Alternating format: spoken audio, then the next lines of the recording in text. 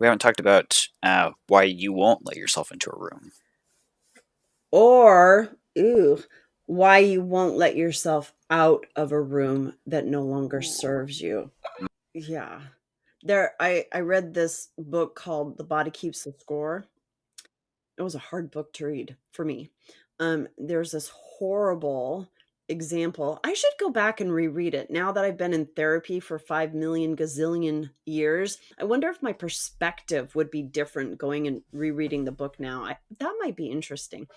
There's this experiment that's talked about in this book about this dog, and I love dogs.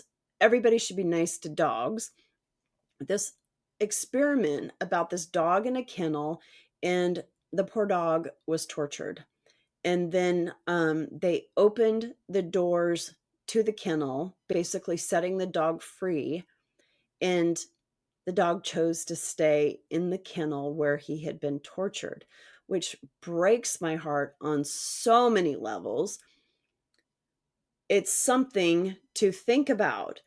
Why do we choose the familiar that is painful and abusive and torturous over stepping out into the unknown? Why is the familiar the choice instead of stepping out into the unknown?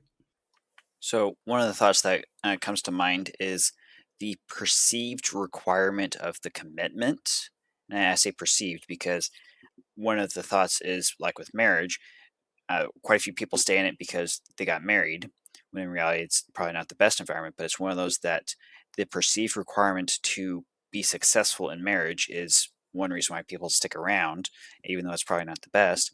But that same thing can apply to being in a job where you're in a very specific position. You feel like if you leave, the entire company is going to fall over, which in some cases that's the case.